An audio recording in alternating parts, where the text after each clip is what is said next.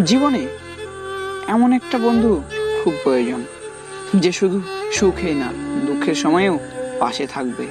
সাগরে অনেক ঢেউ থাকে, কিন্তু সব ঢেউ কিনারায় আসতে পারে না। ঠিক তেমনি জীবনে অনেক বন্ধু হতে পারে, কিন্তু সব বন্ধু মনের মতো হতে পারে না।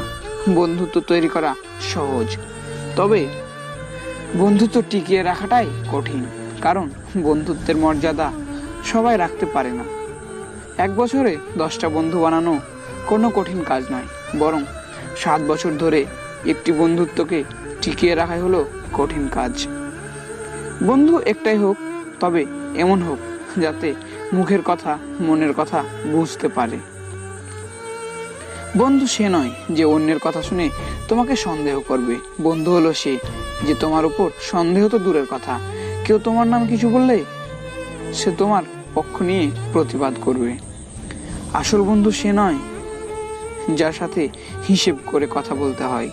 বন্ধু সে হয় যার সাথে মন খুলে সব শেয়ার করা যায়। দুঃখ সবাই দিতে পারে, কিন্তু দুঃখ সইতে সবাই পারে না। বন্ধুত্ব সবাই করতে আসে, কিন্তু বন্ধুত্বের মূল্য সবাই দিতে পারে না। আগুন কখনো আগুনকে পোড়াতে পারে না, তেমনি জল কখনো জলকে ভেজাতে পারে না। ঠিক তেমনি একজন সত্যি কারের বন্ধু তার বন্ধুকে কখনো ভুলে যেতে পারে না। বন্ধু যতই খারাপ হোক, তাকে কখনো ফেলে দিও না।